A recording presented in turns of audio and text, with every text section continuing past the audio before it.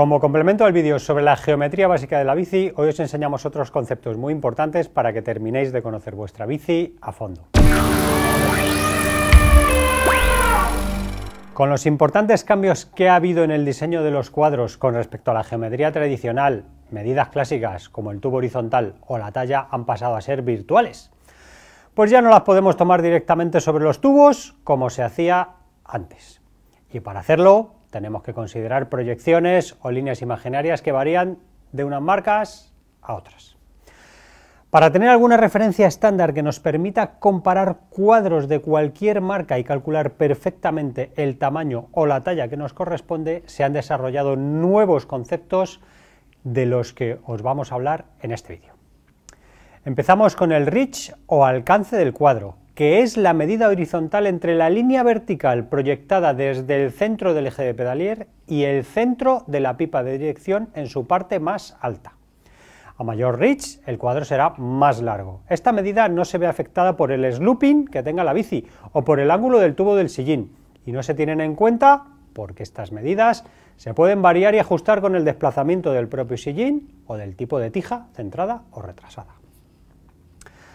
Y no podemos hablar de reach sin hablar de stack o altura del cuadro, que es la distancia en vertical entre el centro del eje de pedalier y la proyección horizontal de la parte más alta de la pipa de dirección.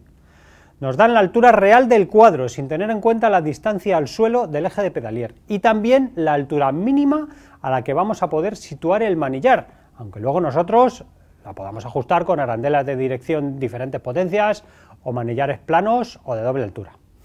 Resumiendo, el stack y el reach definen el carácter de la bici y nuestra posición sobre ella, aunque luego podamos hacer ajustes sobre la posición del manillar y del sillín, pero deberíamos buscar una geometría que corresponda al tipo de bici o postura que necesitamos y que los ajustes posteriores no tengan que ser drásticos. Un estudio biomecánico nos puede dar el stack y el reach adecuados para nuestras medidas anatómicas, y conociendo estos solo tendríamos que mirar las medidas que nos dan los fabricantes y elegir la adecuada para nosotros. Por supuesto, os podéis hacer el estudio biomecánico en nuestras tiendas Mamut y con muchas ventajas. Vamos ahora con el offset y el trail. Estos dos conceptos no son muy conocidos y muchas veces se confunden. Vamos a aclarar bien estas dos medidas que además están íntimamente relacionadas. El offset es el avance de la horquilla, es decir, la distancia hacia adelante a la que la horquilla posiciona el eje de la rueda delantera con respecto al eje de dirección. Dicho de otra manera, la distancia entre el eje de giro de la dirección y el eje de giro de la rueda.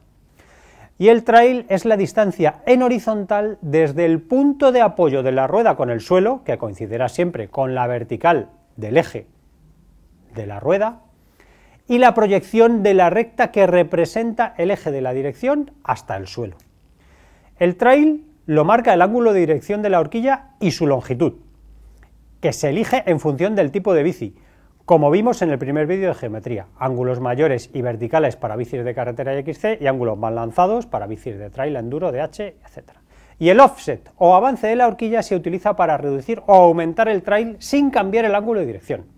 Un mayor trail aporta más estabilidad a alta velocidad, pero menor maniobrabilidad en baja, y modificando esta medida con el offset se consiguen geometrías más equilibradas entre estabilidad y maniobrabilidad.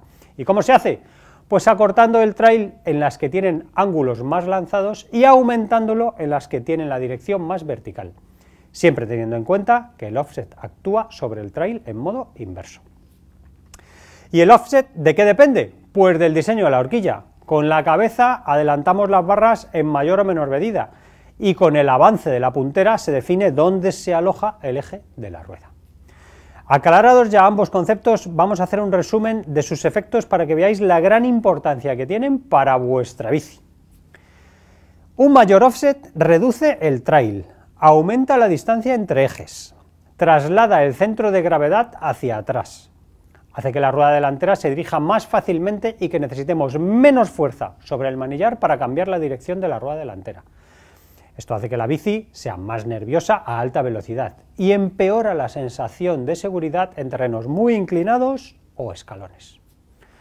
Un menor offset alarga el trail, mueve el centro de gravedad hacia adelante, carga más peso en la rueda delantera. Hace que la bici sea menos ágil a baja velocidad, pero más estable a altas velocidades. Mejora la estabilidad en línea recta y mejora la sensación de seguridad en terrenos muy inclinados o escalones. Ya hemos visto la incidencia que tienen todos estos conceptos, pero no olvidéis que cada uno por separado no es determinante. Al final, el comportamiento de la bici depende del diseño del conjunto de su geometría completa, y no solo de una medida o un ángulo.